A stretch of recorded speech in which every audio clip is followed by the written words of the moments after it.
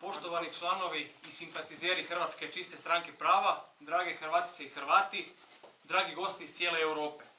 U ime Hrvatske čiste stranke prava kao organizatora sve vas srdačno pozdravljam i želim vam dobrodošlicu na Međunarodnu nacionalističku konferenciju u Zagrebu. Tema večerašnje konferencije jest važnost povezivanja nacionalista Europe.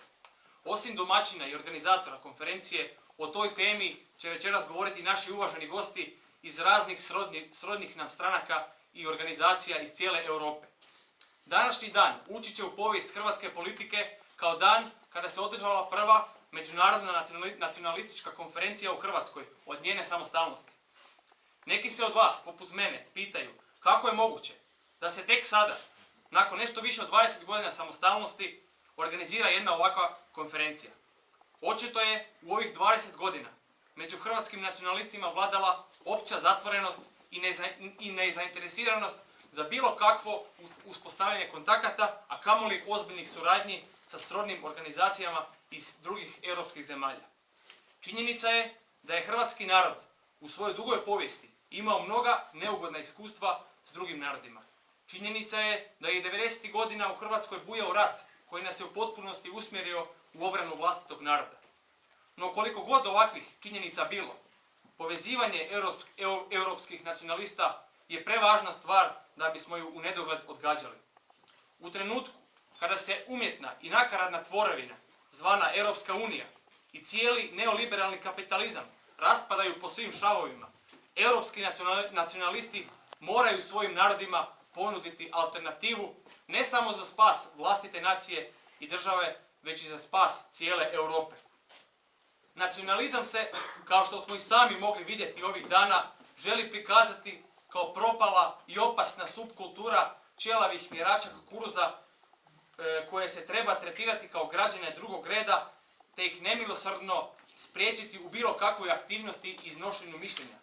Pravi razlog takvih agresivnih i bijesnih, ali i paničnih napada na nacionaliste od strane medija i vodećih političara jest taj da su svi oni svjesni činjenice da je upravo nacionalizam jedina alternativa koja može urušiti njihove globalističke i kapitalističke snove. Europa, temeljena na čvrstim nacionalnim državama, te moralnim i tradicionalnim vrijednostima naših predaka, jest jedina alternativa koja može donijeti čvrst i dugotrajan mir, te iskrenu sreću svim europskim narodima. Uslijed globalizacije u kojoj se razni oblici nemorala i destrukcije šire kao pošast po čitavom kontinentu, jedini lijek za djelotvorno djelovanje europskih nacionalista jest upravo međusobno povezivanje i pomaganje.